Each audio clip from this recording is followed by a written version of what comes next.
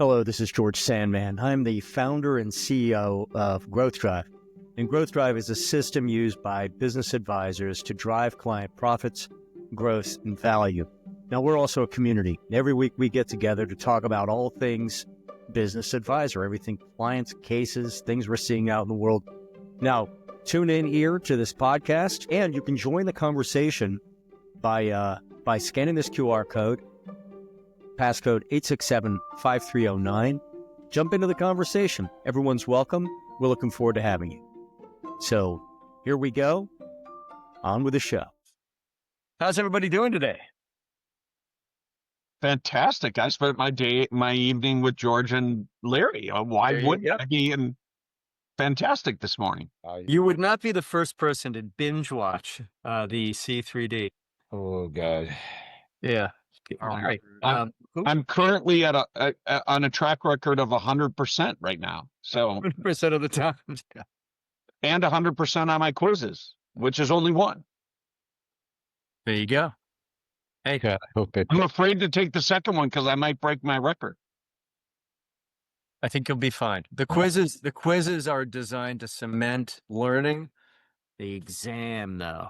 Oh, If you could type fast, there's plenty of time to ask Larry. My favorite quiz question was, who has a better haircut, George or Larry? well, this morning George's appears to be standing on end, and I don't know.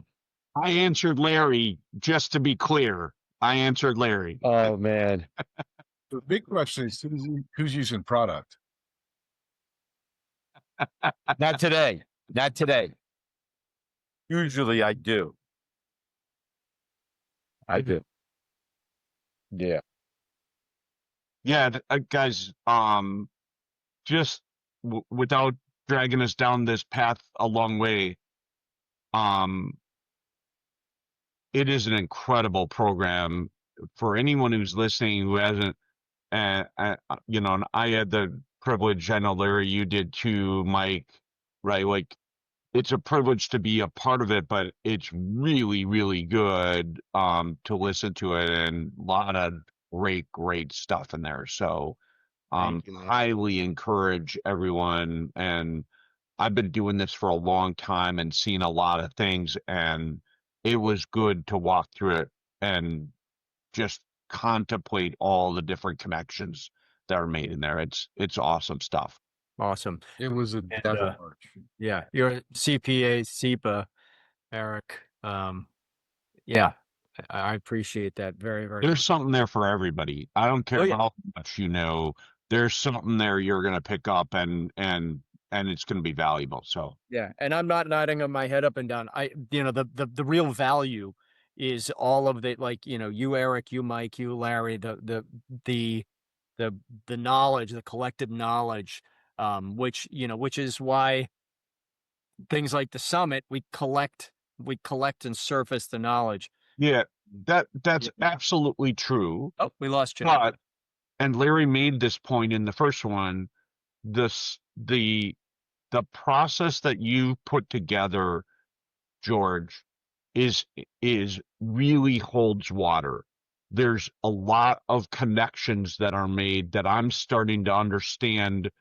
I understood the process as a generic thing, and I know how to do the work, but to learn your system, and again, Larry, you made a great point of this on the first video, that learning this system is important if you're going to deliver through this system, because to do the artful stuff, you need to understand the base, and then you can make it your own or customize it for the client. But the process you put together, George, and all the connections that you make are really, really valuable. It's really cool. Thank you very much. Yeah. It means a lot. I really appreciate it. Eric. Thank you, Mike. Eric, good point, as Mike is teasing us. George and I were just holding our skull session for the summit. And in doing so, we concluded, and C3D didn't even say it before this morning, George, fits right in. In the end, what we're doing is building confidence through a process, through the tools, through terminology, like strategic capacity. In the end, we are instilling confidence in our client of what's possible based on their strategic intent and why and their goals. Yeah, I would argue it's two things, Larry. You're building competence in the advisors, which then instills confidence in the client because of the competence of the advisors, right? And so Well said. those two Well said. things go together, and it's an important lesson to remember when you have non-competent advisors. That does not infuse confidence in the end client, but it also plays badly for our whole industry. It plays out really badly when people have experience with bad advisors because they say advisors are crap.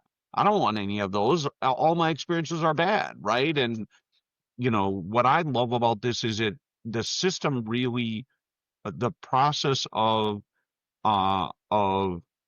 growth drive and what we're trying to do really does hold together in a competent and repeatable way that allows people to go, oh, okay, there, like an EOS, like other things that we could cite that people know about.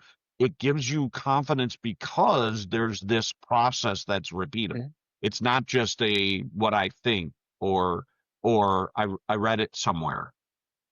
Knowledge begets confidence. Yes. Not information, knowledge. And that's Yeah. Yeah, and I would say more than that, wisdom begets confidence because wisdom is the application of that knowledge. Knowledge is good, but I Mike and I have this ongoing argument discussion. AI is really good at knowledge. It's not great at wisdom. Okay. So the hierarchy is data, information, which is relevant data, knowledge, which is the understanding how to apply information, and wisdom is the years of experience that can give us perspective and nuance to that. Yeah. Correct. Data, information, knowledge, wisdom. And AI has not yet gotten to the top of that pyramid. Not the top. AI, Wisdom is a derivative of execution on knowledge. There is no wisdom within this context without direct application and execution of that Yeah. knowledge with other people. Yeah. And wisdom occurs after you reflect. Yeah. Like wisdom doesn't just appear. You actually have to have a certain type of mindset for that wisdom to actually be relevant and accessible.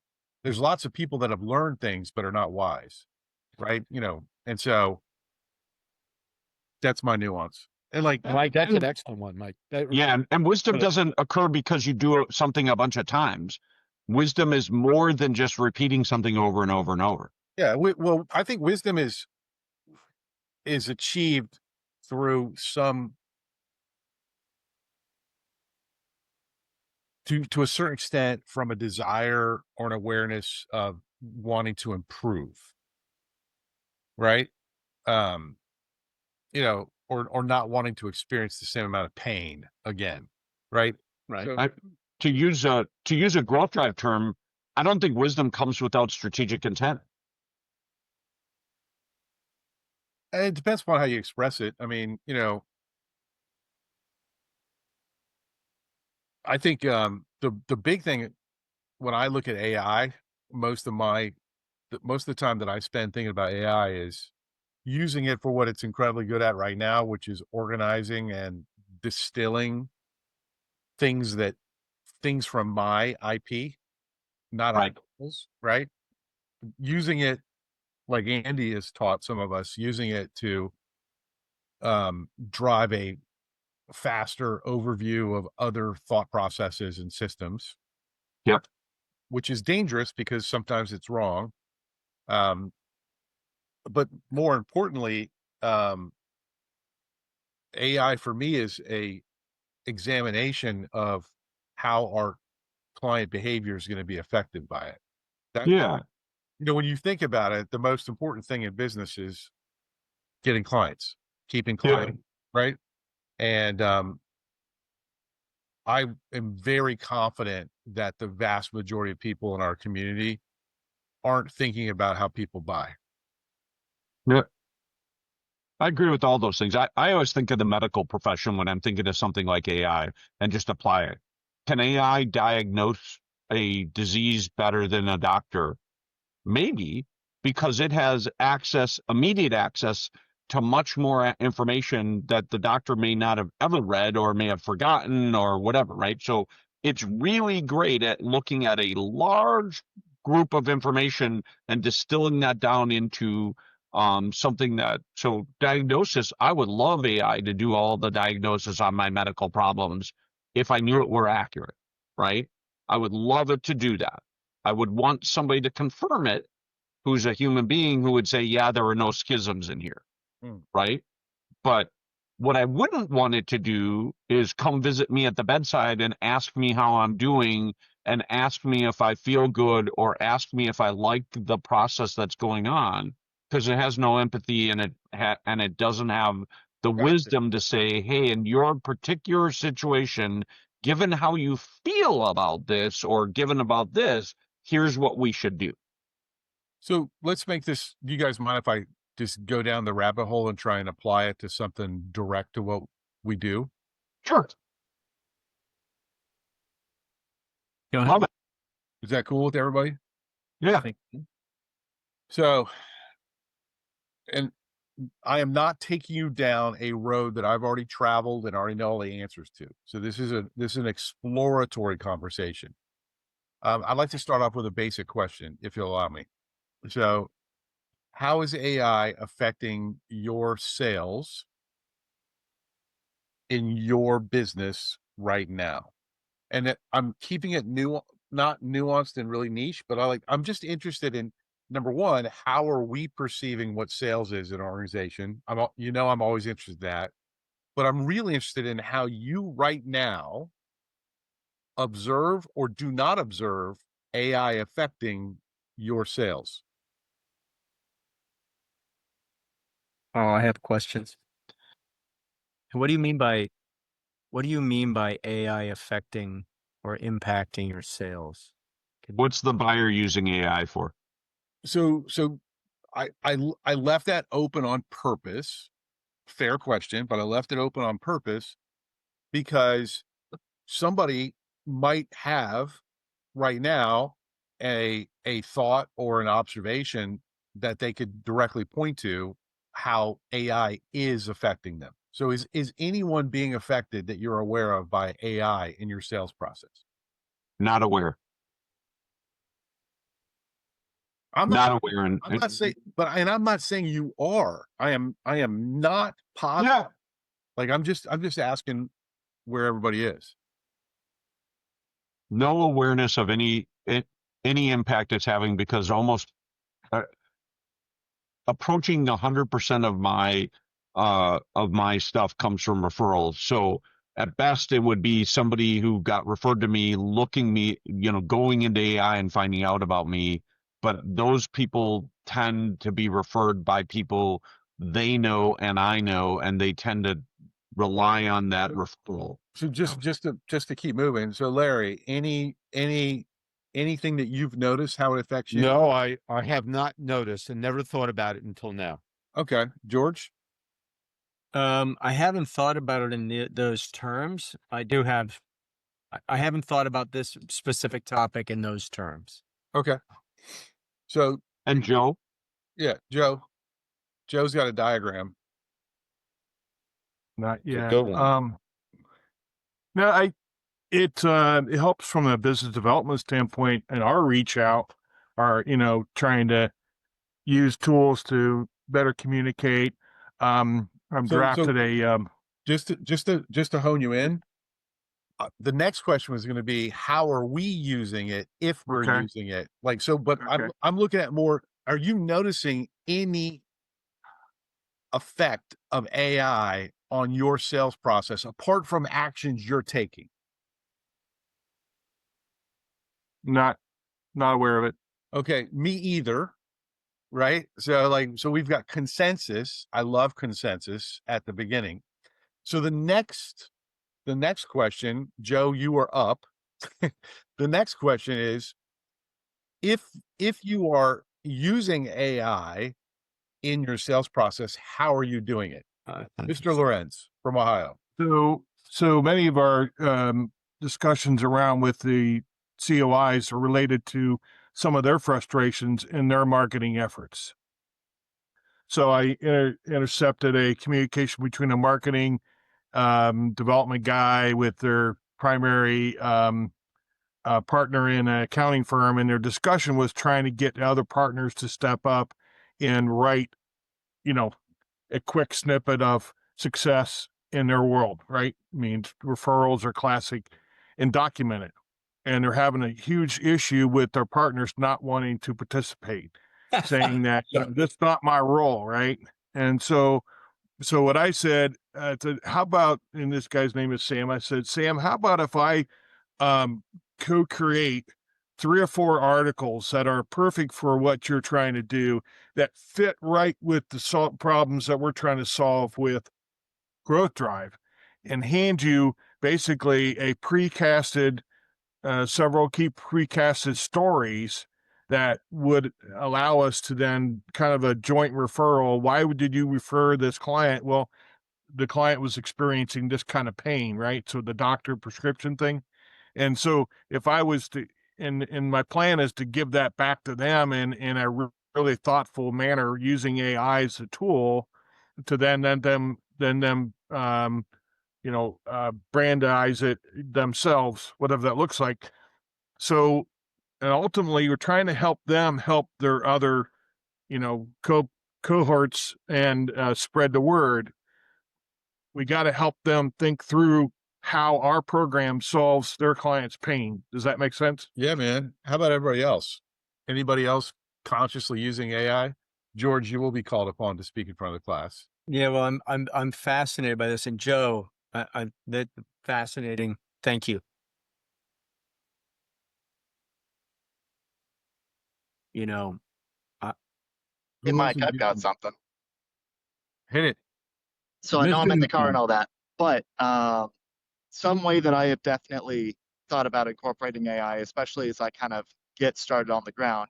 It was mentioned earlier that, referral process might come from, someone looking someone up on AI or asking a question, stuff like that. It's been going around a lot more, kind of compared to search engine optimization, but now there's like AI answer engine optimization, stuff like that. And I have absolutely considered how I could structure information on, our firm's website to essentially attract those answers and have them source that information from our website so that when people follow the sources, they discover us.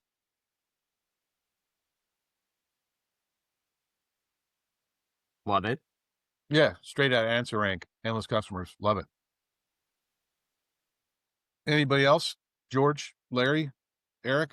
No, Mike, not specific to this in that Okay. way. Not specific to this. I mean, I will say that AI is inside. We use HubSpot. AI is all over inside HubSpot. Very helpful.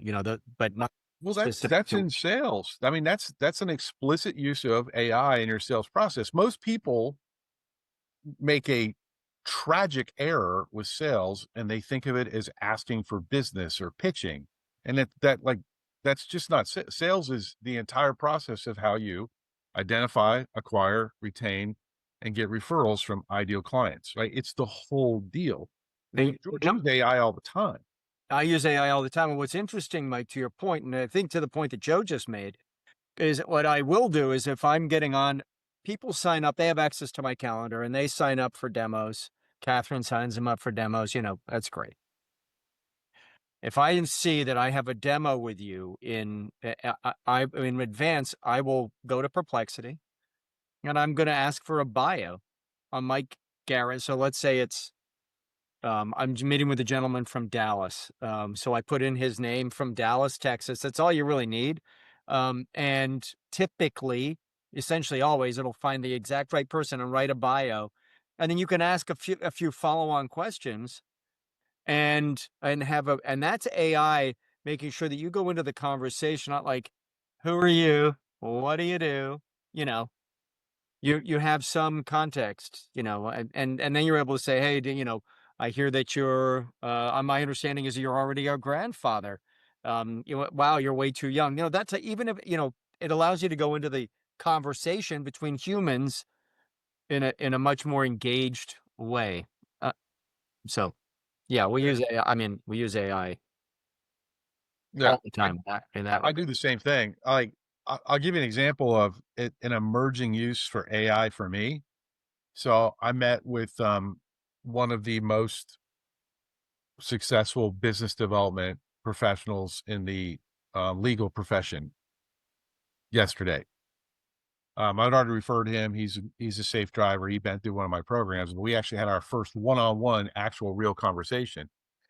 And at the end of it, he was insistent on wanting to sound a lot like you, Eric, insisting on how to help me, right? And he said, "Do you have a one pager?" I said, "I don't currently, but I can have one for you in 5 minutes if it'd be helpful." And he's like, "Really?" I go, "Yeah, I'll just run into Chat GPT." I said, "I've been uploading everything I write, everything I think about for well over a year now. I've got thousands of pages of stuff out there. Which people do you want me to write that one pager for, and how do you want it to help you introduce me?" And so he talked a little bit. I went into ChatGPT and it wrote me an 80%, not 100%, but an Not 100%. Yeah. 80% effective. I'm sending it to my marketing staff who've got all of my logo stuff because everything's digital now, and they'll generate a professional looking one pager today. Like That's excellent. I'll have it done. But the biggest thing is this is Mark Schaefer had another great article today about what's going to be around in marketing, right? And so just to give you guys just really quick insight, there's three things. You ready? Your personal brand. Sound familiar, George? Yep. Right? It does. In fact, Larry and I were talking about that this morning, as Mike and I were at 6 o'clock this morning. Yeah. So brand communities, Yep. right? Which is far more challenging than people realize when Mark's talking about that.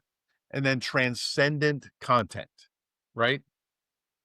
And so one of the things that I am looking to use AI to do is to use AI to tell me what the average person's doing. I can look and see what AI tells me a professional consultant would do here. What does AI tell me that it thinks an effective center of influence is? And then having identified what's basic and even what might be considered best in class, now I can do something spectacular, something unique. But I will tell you this, the personal brand thing, and George and I, we had a good conversation. I don't know where you and Larry went with it, but like my biggest contention with the personal brand is it's an absolute requirement if you sell expensive things, and it's not what you think it is. Your personal branding efforts should be guided wholly by your ideal client acquisition process and system. Like your personal brand isn't doing a bunch of things. It's doing a bunch of things within a system designed to deliver measurable results. That is super interesting, Mike. So when I think my personal perspective on corporate brand, right, is the outward manifestation of culture. Well, and I just want to bring this back to personal brand, and I'd love your collective thoughts. So if we agree that brand is the outward manifestation of culture, and that culture is a nurtured, conscious, defined thing, and I would personally argue that a strong culture is automatically generated by a business with high strategic, like businesses with high strategic capacity will have winning cultures, right? So It- my only pushback on that, it's not direct pushback, is like brand. There's the brand that we perceive that we have, which is complete unmitigated bullshit. It's of no value whatsoever. Then there's the brand that actual ideal clients perceive us having. that and that's what it comes down.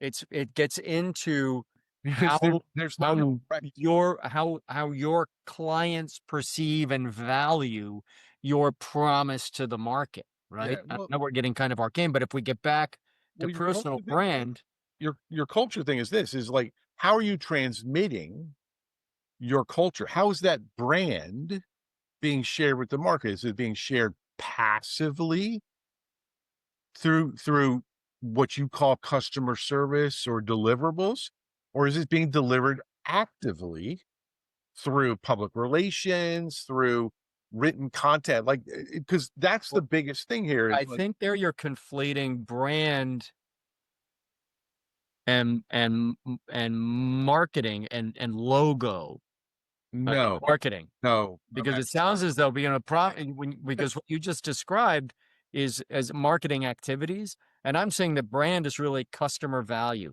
It is how the customer sees, and that's who are the actually what I customers? said. Let's say it's a collaborator. Let's say it's Eric. How Eric understands, perceives, Yeah. my value to him, and I said that, George. I said that. Are we talking about the brand that the customer perceives or the brand that we perceive? And then the question becomes, how does the customer receive that brand? What is okay. And that's okay. right? So I'm not in disagreement with you at all. I'm just saying that we spend. I observe that consultants, especially one-off consultants, and then large corporations, we spend a lot of time developing a brand inside of our business, inside of our perception. The best ones get actual data on how does their client perceive the brand, Heck yes.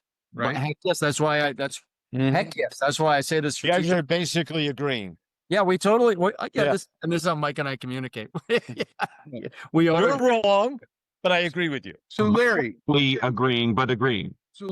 what does brand mean to you when it comes to Prince leadership? Like when you think about brand for your company, what, like, I mean, you're successful. You've got Okay. So there's a great good question. business.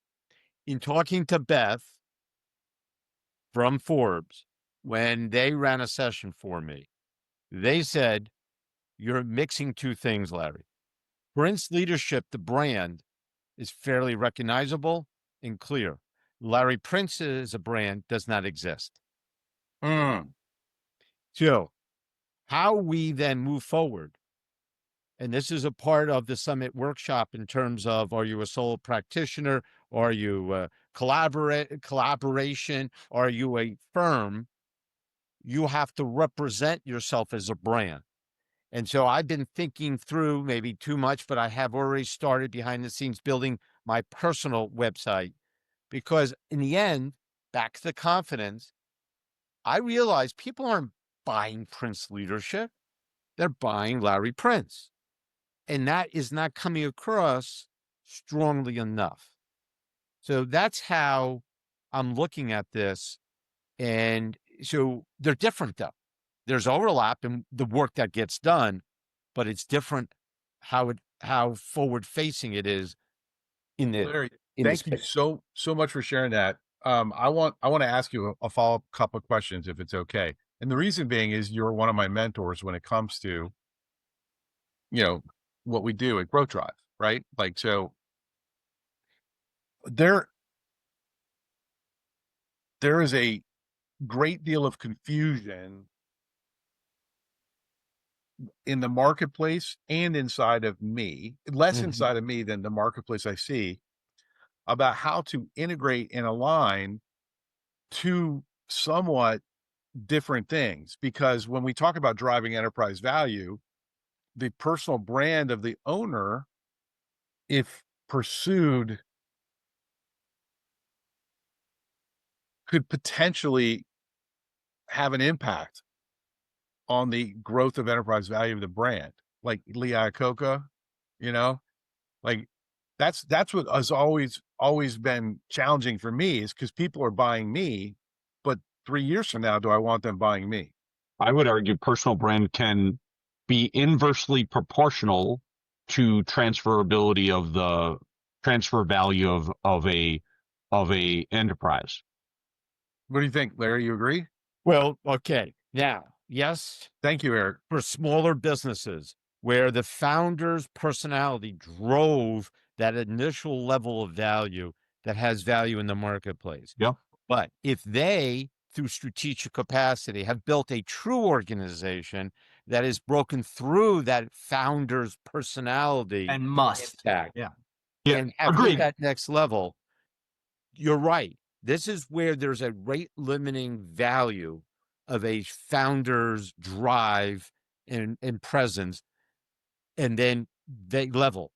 Now we're there to help them get to that next strategic capacity level and value level by looking at a stronger overall business that has more market value.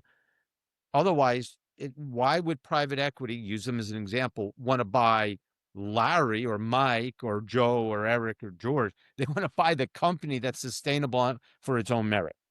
Yeah, this is my point of being Yep. inversely proportional to the personal brand of the owner, right? It's So also, I think, values Mike, to your change point, that timeline. you go, Mike. I was going to say that it's like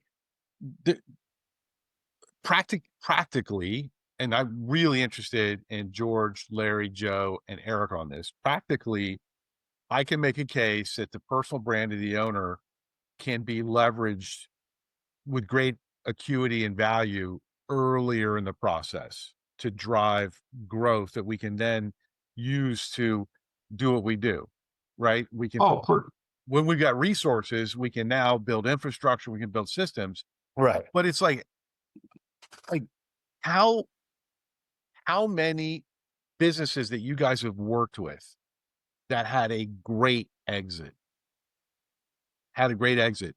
did that owner founder was still there and had a super strong brand?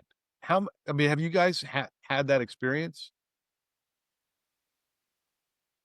I have yet to have one maximize its value with the owner still being their brand being important to the ongoing value of the business. Thank you. I totally agree, Mike, that the startup of a business can be critical to having that brand available. How many people have left a big business, left somewhere, gone out and started a business based on their prior reputation? I did. 20 years in corporate America. I went to market saying, hey, I got all this experience. You're getting all that experience, right? I'm not starting over. This isn't me, learning something brand new. I got 20 years of experience behind me, and this is how it goes. But I've been working hard ever since to try and decouple Eric from the value of Oak Hill so that Oak Hill can grow. So George and Larry and potentially Joe, just because I like to include people. And Steve. Have you intentionally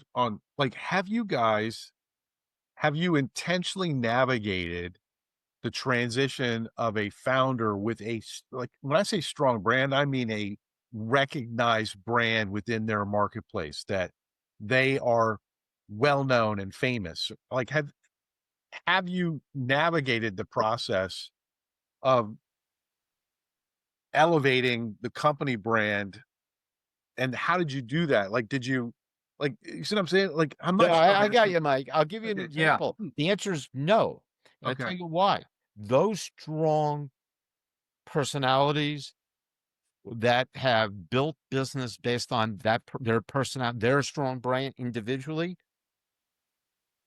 when I get to the execution session of our growth drive conversation about whether or not they not intellectually want to engage with me, but are they in a practical sense actually going to agree with what we come up with and what they're going to execute on? The answer is invariably no when they're honest. And I force them to be honest. And I could think of 3 businesses, one a $30 million plumbing supply business that I've talked about several times in this community, where his giant personality, he has said, Larry, I will end up never doing whatever we come up with. Okay. I got this far. I'm sticking with my plan. And so those big personalities, I have not been able to get as clients, and I'm always apprehensive about being able to move them to that next. Larry, So- this is why we record this shit, George. That right there. Yeah. Well, and the point, what to build on Larry's point, if we think, let's think, I'm going to look at the growth drive methodology. And in the growth drive methodology, if you have Larry's leader and he says, I want to increase that business, how would that play out in terms of strategic capacity? That leader is not going to have an effective senior leadership team as we understand that. Correct. That leader is not going to have a scalable sales process. No, because the sales process is them. Exactly. All of these they're going to depress. It depresses it is toxic to the value of the business. It creates an incredibly high risk profile and business almost completely unattractive for acquisition, never mind at a top multiple, right? We call these businesses lifestyle businesses. Yeah. These are businesses where that person can they can absolutely maximize their earning capacity by utilizing their brand, their personal brand in conjunction with the corporate brand, and they can go out and make a lot of money doing that, and they can be very successful.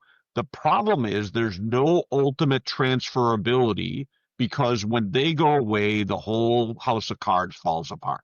And what's interesting and what I want to explore as a community, Eric, man, very good point. So part of what's driving that is ego, right? So that is a business that's not an oil well and that cannot sell to the outside world and probably cannot sell successfully to its management team.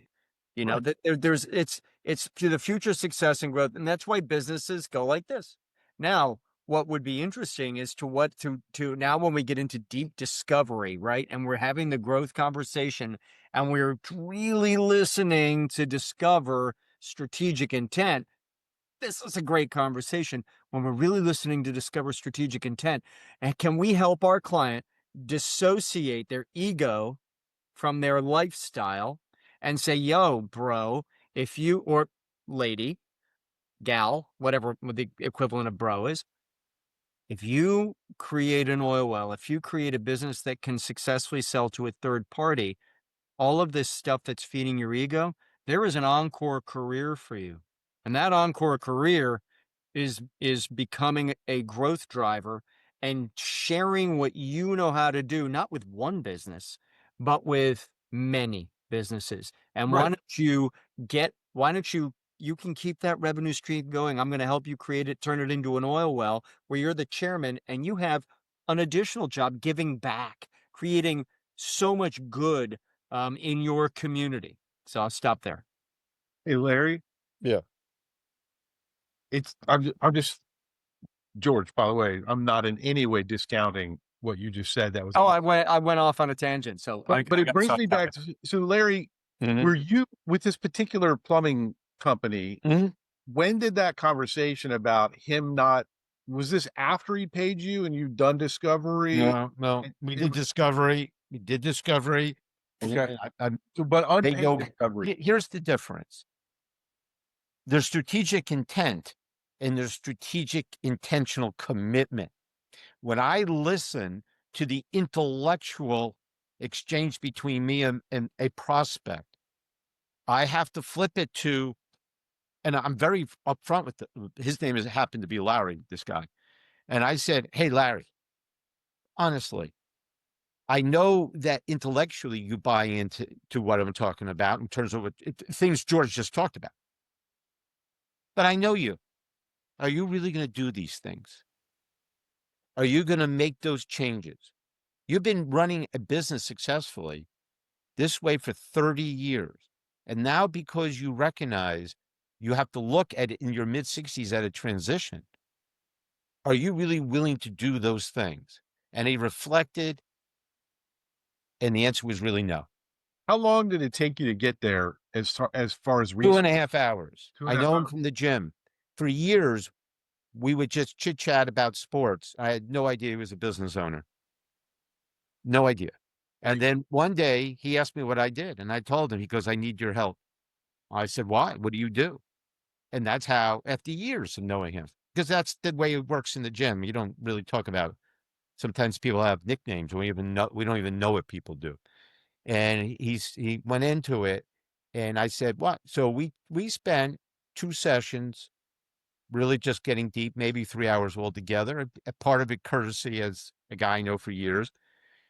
And when it came to, hey, very simple, Larry, when you're ready to emotionally make those changes that you know intellectually are necessary, then we could work together. And this gentleman's in his 70s. Do I recall that correctly? He's now 70. 70. Okay. Yes. So He's a guy who's gone through hell.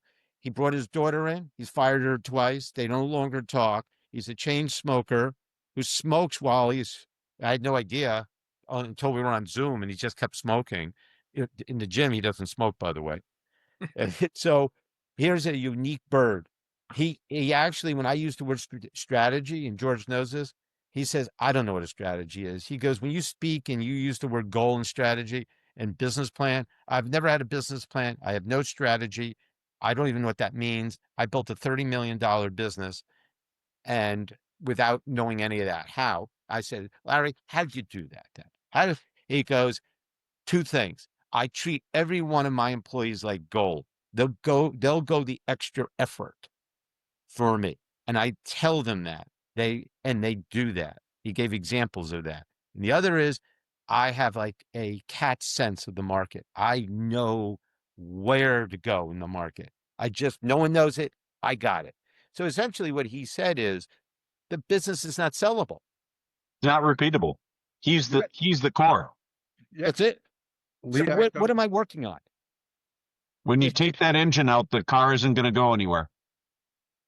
Exactly. Not unless you spend several years creating collaborative accountability. Yeah, you got to go find another engine that'll fit in that thing and do it exactly the way that car works, right? That's the problem. What about like an internal secession? Because if he treats his employees like gold, I imagine there would be someone that might have the ambition to do what he does. If he had the capacity to essentially like take a ride along, take a cohort and teach him how he reads the market to treat the employees like gold. All of these, Agreed, Stephen, but that's the problem that Larry's pointing out is this guy doesn't see the value in changing what he's doing, which is him being that guy. Mm-hmm. He would have to change and become a mentor instead of being the guy who just does it. And he would That's see that true. as being slow. That's true.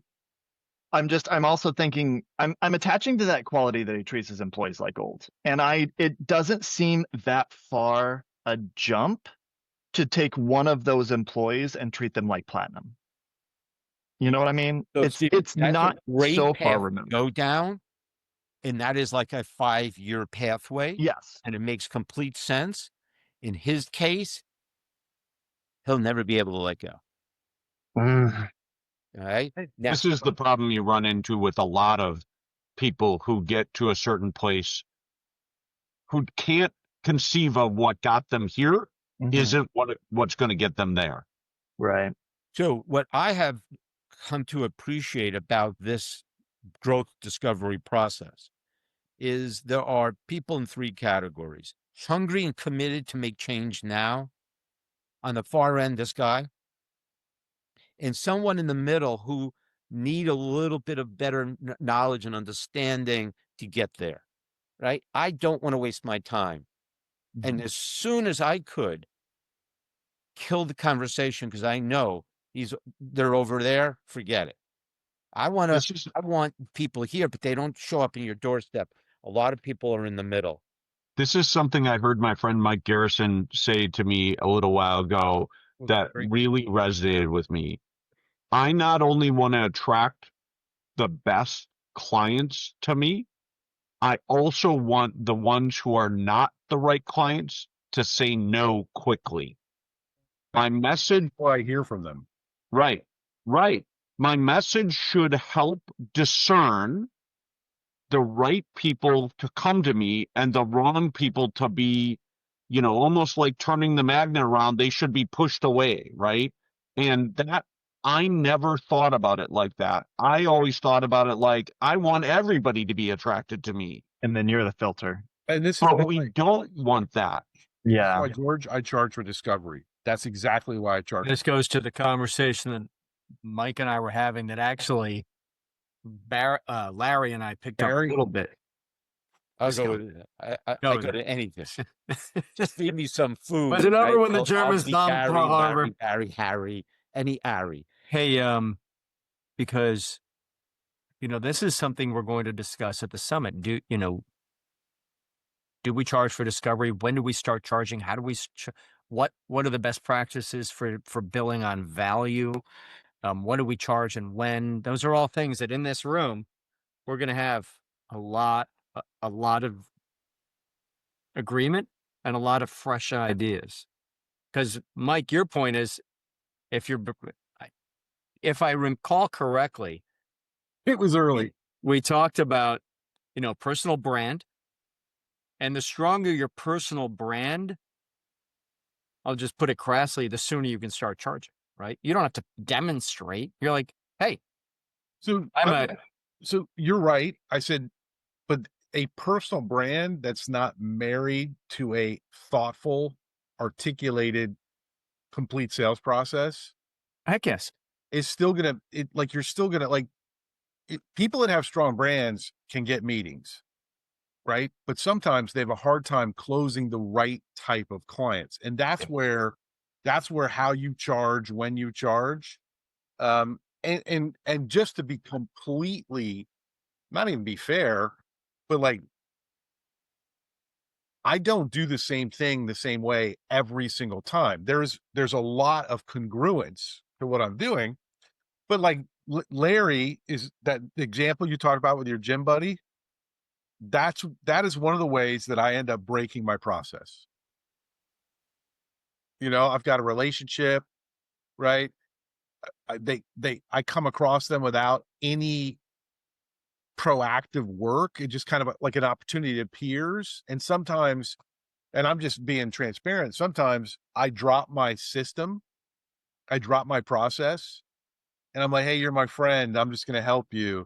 And then it usually doesn't end really well for when I do it. Right. And it doesn't mean it's bad, but it means rarely do I have a successful client that has transformational growth when I don't follow my process. And my process involves vetting the client by making them pay. Mhm. That's a big Yeah. part. That's a big part of how I qualify. I also think that, we often come across that person for the reasons Larry, you just described, and Mike, you just summarized. We come across them from a totally different path than we usually do. But then we apply the same expectations to that client that we do to the ones that come through the normal process. And what we have to do is either say, I'm going to help this person, and I'm not going to apply the expectations that it's going to be a really profitable or really successful client. I'm just going to help them because I want to do the right thing. This is pro bono over here, maybe not free, but pro bono in the sense that I'm doing this because I want to help my friend, not because I'm trying to do what I do over here in my normal business, right? I just think it's dangerous. I'd like to go back to something you said a while ago, though, Mike, because this is a really interesting conversation to me. You said I use AI. I'm not going to get it right because now a bunch of time has gone on. I use AI to identify something. I do this, and then I know I can go down this path. How do you know? Right? You said it was something around Like what the average person does. Yes. How the yeah. average person thinks. And so my point is, how do you know the calculator is actually working right?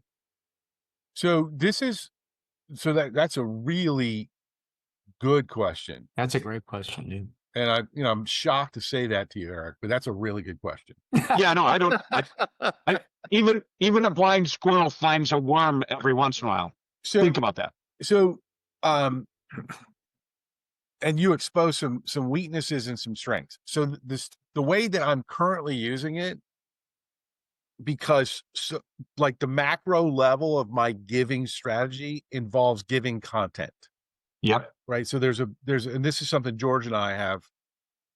I'm stopping. We've talked about it a lot. It's one of the things that builds our friendship is this commitment.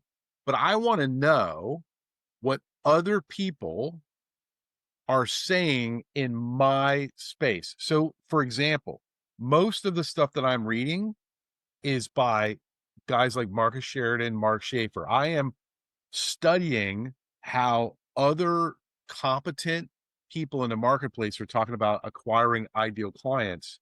And, Yep. and then what, and this is the fuzzy part, which is not replicable right now, which is frustrating as hell. Then I use my experience, my knowledge, and I go, this is where I can use arbitrage. This is where So, I've got time out. Yeah. This is the point I just wanted to make really clear for everybody on the call and everybody listening. Mike's a hypocrite. There's an assumption that we don't talk about very often, that the reason AI can be really powerful is because we have the knowledge and wisdom that we have to measure whether the output is reasonable and addressable. If we're just blindly plugging freaking crap into AI and coming out with stuff and going, oh, I got something, that's not good. Well, right? Yes. And let me pile on that. There are people in this community, Souflex, who are using AI to produce marketing, little air quotes, to produce articles, but those articles are not impactful. And it makes me, unfortunately, dismiss. I don't want to go on, like Mike records videos. So I'm going to use you, Mike Garrison, as my example. Mike records videos and posts them. And there's always something on which I can comment. Do I comment? And Mike does it so often that I can't keep up. But I would love to comment on every video because there's always something there. That is a profoundly different value to me and and a different perception of personal brand than someone who's just every week they're getting it. And the article is like, what? Yeah, well, I can go to ChatGPT and get this damn answer myself, and I'll get the answer to the exact question I have, and I don't need to come to you because you are not an authority. Yeah, this is the transcendent value of great marketing, which is like I'm never dressed up, hardly ever dressed up. Usually it's in the morning. I don't look great. I'm not trying to be perfect with anything. Are you saying you look great later in the day, Mike? I'm not trying to look greater than I already do. Right. So, but my point being is like the reason I'm doing so much video is because I have a complete marketing strategy that I've adjusted based upon what I'm seeing. And so I'm still writing newsletters, but only one per week. The vast majority of my content is going to video. Vast majority. Good. By the way, Mike, just to be super clear, there are only two good-looking guys on this call today, and they're Joe and Eric, because we have good haircuts. So I'd like to get back to something that and it's very practical. Guys, I'm going to skip in 1 minute. I'll turn the skip. Let's hear from Joe. Yeah. Joe, I'm dealing with this. Go, Joe. I'm dealing with this exact issue right now. I'm in the middle of transition. I'm going to share with you a tool that I'm using, and just to think about way to get around the look at what they're doing today. Developer, maintenance, ops, sales, they're the owners into all these things. And the owner investor in 5 years, you're a developer, you're a family member, or how to be a better grandpa. He's chairman of the company. The yellow or orange are those new appendages you're going to grow and go to, right? So what are we running from versus what we're running to? These are really important, just like Weight Watchers. You know, I'm going to miss the weight when I don't have it. Well, I'm going to miss the turmoil that I'm not involved with operations. So that if you're exiting an owner investor, you plan to be a chairman, but also how you can craft yourself as being an industry leader, right? Take that knowledge and apply it across to bigger force. So that's the kind of thinking. To keep it simple. You know, what are we doing today to get out of the operations, get out of sales, get out of the R&D, maybe keep R&D. But it's sort of a visual that I use to share with my client. I love your point, Joe, that until we get the idea of where they're trying to go, and until we get the client to buy into, they're on a path to something, and they gotta think about what that's going to be. You know, what is it going to be? You know, to use your analogy, what's it going to be like in 5 years when I weigh a lot less? How is my life going to be different? What am I going to be doing? I'm not going to be thinking about food all the time. What am I going to be doing with that time, and how am I going to be using it more proactively? Whatever analogy you want to use.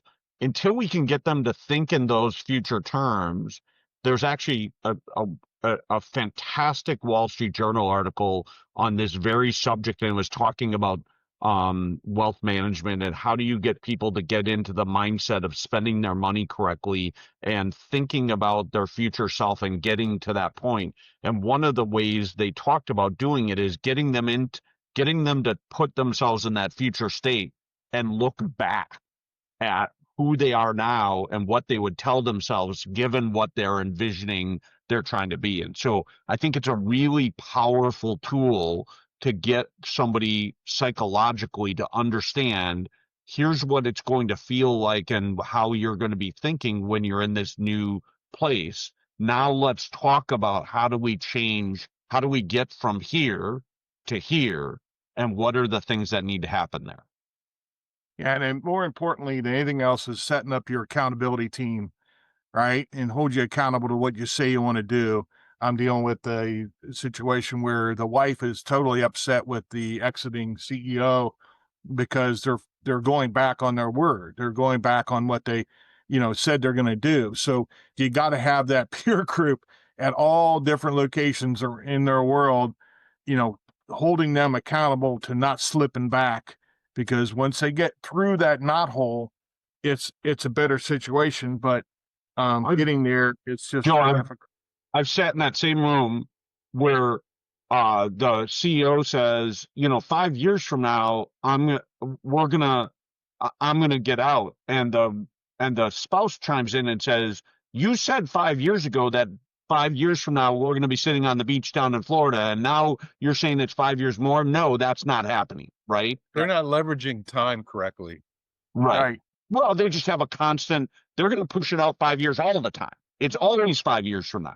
But like that, from that Science of Scaling book, like if you don't use time as a lever in performance management, improvement, if you use it, like everything I'm doing now with my clients is we need to set a goal that seems impossible for where you are right now to achieve, so that you will be required to transform into what you need to be at this level.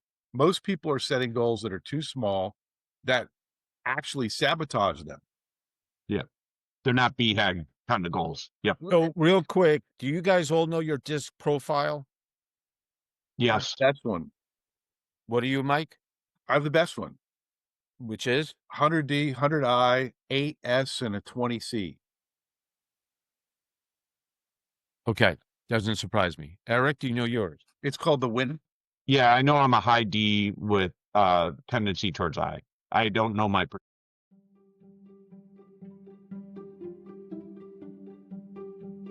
This episode is brought to you by the Growth Drive Summit. Our theme this year is building a profitable advisory business. Join us in Charleston, South Carolina, October 6th, 7th, and 8th. Expand your network, learn new skills, and generally have a good time. This is a top-rated event. We're looking forward to seeing you there. Thank you.